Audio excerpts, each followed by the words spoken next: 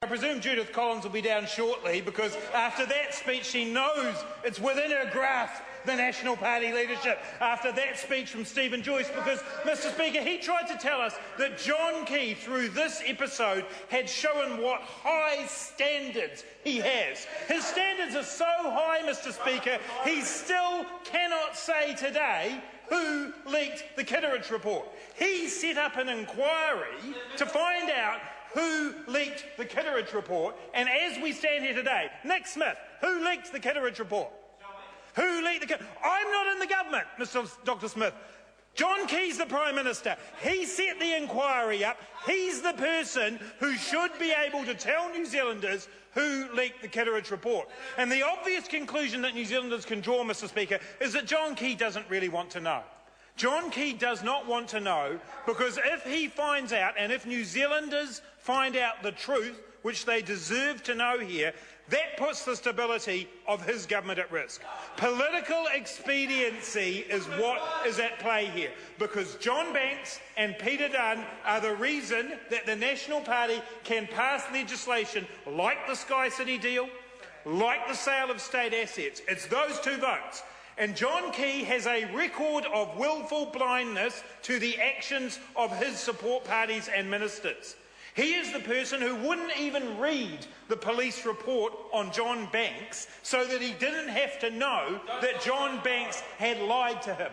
That's why he didn't read the report. And now he won't actually get to the bottom of who leaked the Kitteridge report because he doesn't want to see his other support party go out of Parliament. That's what is at play here. What this is about, Mr Speaker, is about a government that is tawdry, that is held together by tawdry deals, that acts in the interests not of New Zealanders but in their own self-interest. And it is John Key's self-interest that has fundamentally driven his approach to this. We've seen it with the Sky City deal. We've seen it with appointments like Jackie Blue and Susan DeVois.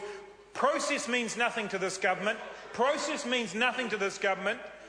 The rule of law means nothing to this government. This government will drive issues through this Parliament against the interests of New Zealand and in their own vested interests. Mr Speaker, what this report and what this decision is about is that John Key, having set up an inquiry to find out who leaked the Kitteridge report, cannot tell New Zealanders the answer to that today, and he wants the matter to end there, and that is not good enough. That is what this is about, Mr Speaker. But I want to say what it's not about, Mr Speaker.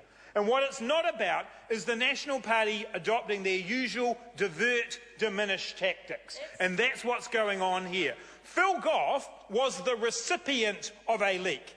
He didn't leak, Jonathan Coleman. Phil Goff was the recipient of a leak.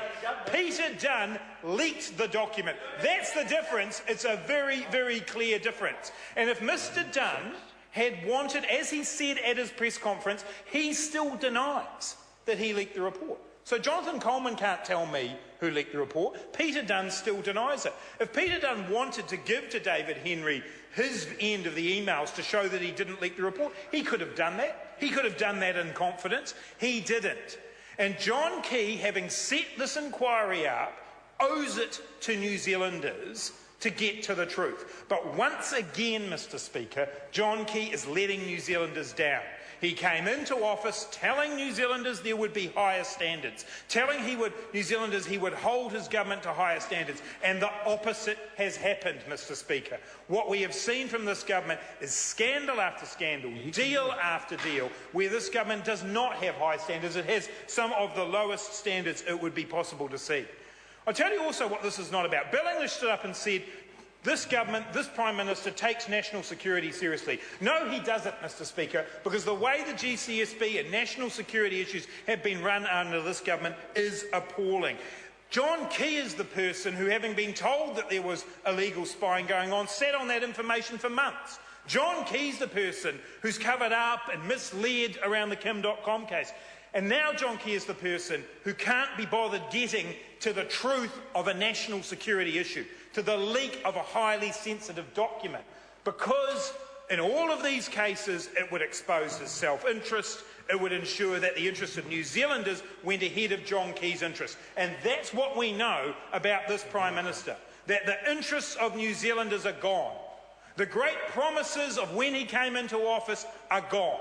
John Key is now governing solely in his own interests and those of the vested interests that support him. And he does this, Mr. Speaker, propped up by discredited members, propped up by John Banks, who is in court, and we have heard in Parliament the reasons why that is. And the reason why that is because he has not told the truth about donations he's got. And now he is propped up by Peter Dunne, and that is the reason why New Zealanders currently do not know who leaked the Kitteridge report, because the convenient situation John Key has created for himself is don't ask, don't tell. Because if John Key actually asked the questions he's responsible for asking, then he would have his government in trouble. He would have the loss of a coalition partner. And that's what's going on here. And the National Party like to say it's Winston Peters' job to release the emails, and the Labour Party's doing terrible things by referring this issue to the Privileges Committee. None of that's relevant to this, Mr. Speaker. John Key set the inquiry up. It's his government. It's the leak, it seems, by a minister in his government that's at issue here.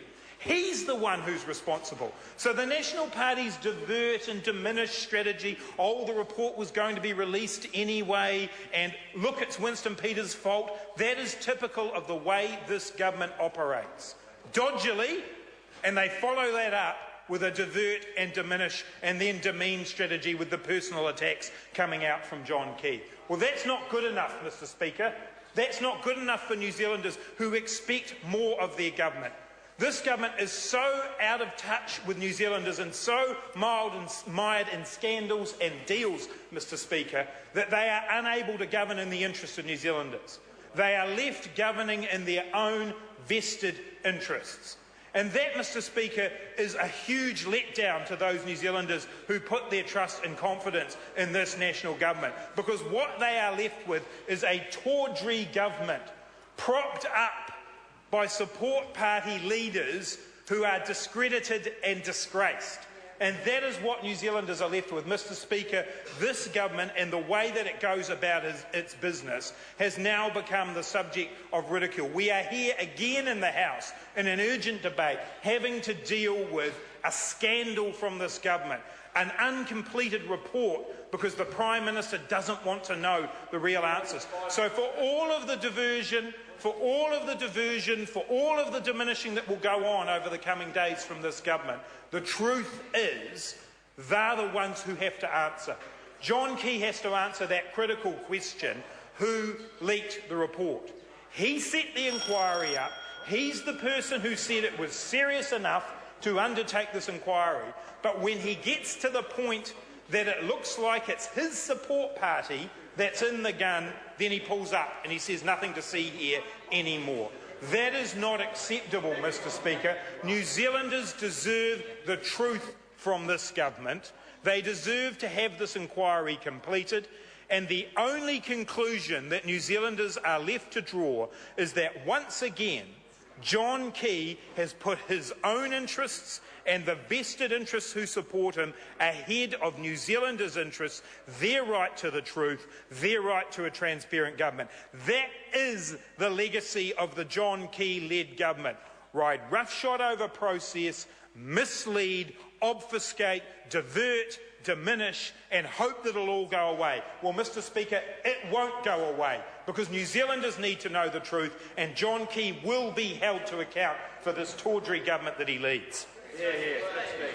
Honourable Jonathan Coleman. That was a very entertaining speech. The only problem was that none of it